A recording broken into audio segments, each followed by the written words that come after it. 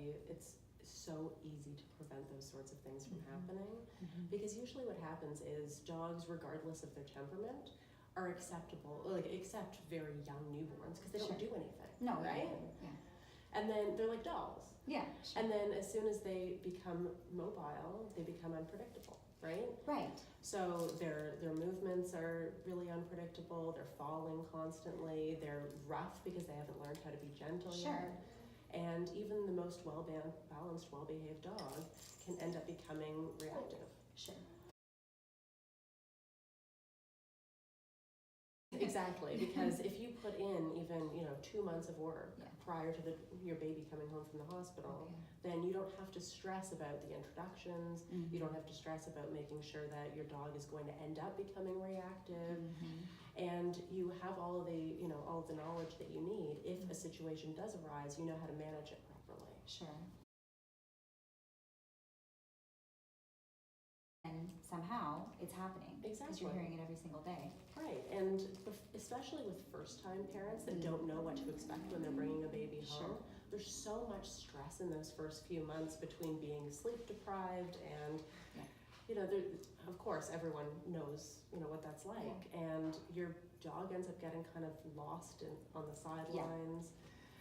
And, they don't get as much exercise, they don't get as much attention, and the combination of all these things happening end up creating a lot of bad behaviors.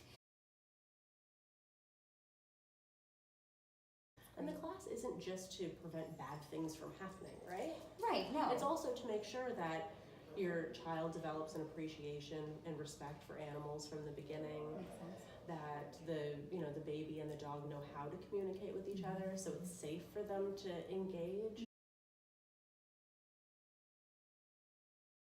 Yeah, I mean, there's countless studies that have been done that show that having an animal around a young kid teaches them respect and empathy and compassion and how to share and and all of these basic things that sometimes it takes a young child a long time to learn, especially if they don't have older siblings that they need to engage with constantly. Yeah.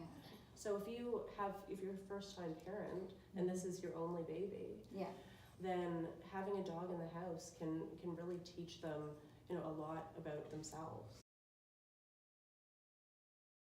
If you're currently pregnant, set up your house and the rules for your dog as if the baby already exists. Okay. So if there's going to be certain parts of your house that the dog's not allowed to go into, such as maybe the nursery or near the high chair or into your bedroom, if you no longer want the dog to sleep in your bed and they've become accustomed to doing that, then set up those rules in advance so that they don't associate all of these changes with the baby coming.